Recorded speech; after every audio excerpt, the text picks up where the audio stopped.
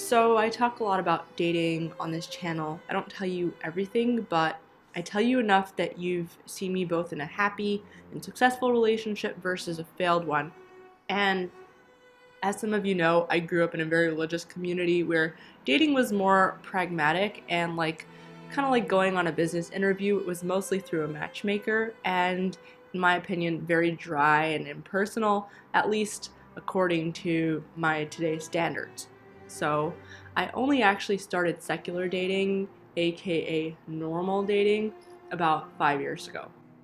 And over the years, the more I date, the more I learn about myself and other people. So I went through this whole journey by myself. I didn't know how to talk to a man, let alone touch a man or know how to be in a relationship with one. And on top of that, I was very socially awkward in some ways. My friends and family actually used to think I'm a lesbian or asexual because I just never had any interest in men or dating. When I started dating at the age of 23, it was a very personal decision to put myself out there. I didn't know what I was looking for, to be honest. I just knew that I was tired of the whole dating for marriage and practical business life partner thing. I wasn't really attracted to any of the men I was dating, even though they were basically financially stable and were raised just like I was raised, the same values. The one thing I felt those guys were missing was romance and emotional awareness, and I wanted to fall in love, just like the people in the movies did. So after a lot of heartbreak, confusion, tearing myself apart, I learned a lot about dating, that if I could go back 5 years to the start of my secular dating journey, I would try and tell my old self. So getting out into the real world and experiencing secular dating for the first time, here are 20 lessons I've learned that I would tell my old self. 1. Decisions made out of guilt will not only hurt you, they will hurt your partner. You don't owe anybody anything. 2. Love and attraction are important, but so are the practical things in life, such as shared values and financial stability. Don't choose one without the other unless you want to hate your life. Trust me. 3. You don't have to have sex. This applies both to men and women.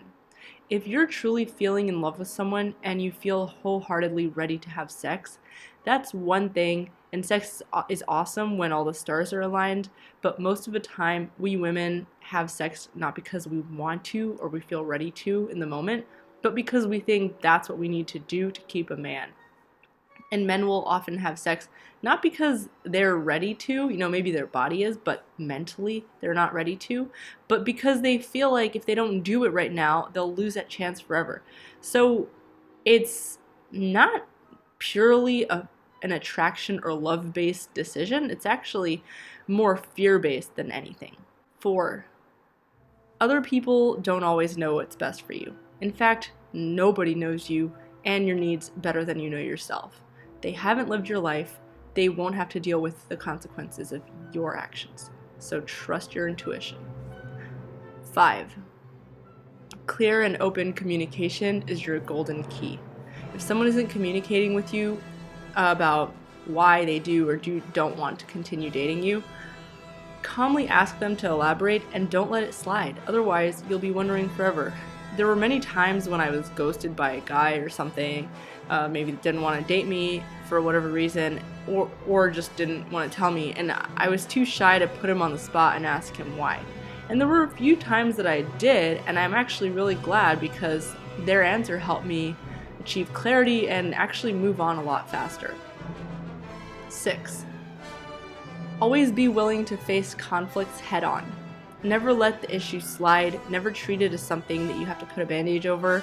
Otherwise, those issues will fester and it'll grow into a problem that'll domino effect into another problem and another until you'll barely even remember what the original problem was that you had pushed under the rug in the first place. It'll just turn into a toxic mess. 7. You need to love and survive with yourself before you could ever love and survive with another person. Basic Adulting 101. There is no such thing as a person who's unhappy with themselves that is miraculously going to be happy and stay happy with another person. 8. That guy who dumped you, he did you a favor. Appreciate the gesture and move on. You never know what shit people are dealing with in their lives. Much better to deal with it now than later. 9. Dating is character building. Whatever you failed to learn growing up in your parents' household, relationships in adulthood will often end up filling that void. Instead of lamenting that you're damaged goods and every relationship is going to fail, identify the character voids that are causing you to fail repeatedly. Treat every relationship as a valuable learning opportunity. 10. Identify habits and work to change them. You know that friend that has dated every single person on the planet and for some reason is running into the same exact problem every single time? It might just be because of 1 or 2 bad habits, and the good thing is once you know what they are, 99% of their problems are solved. 11.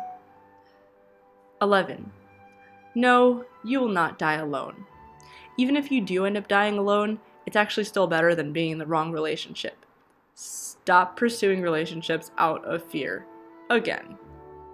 12. Childhood trauma will forever affect your relationships. There is never too much therapy. Again, therapy is expensive, so achieving financial stability first helps. 13. Just because you can handle being in a subpar relationship, it doesn't mean your kids should have to. Don't repeat the same mistakes your parents made. 14.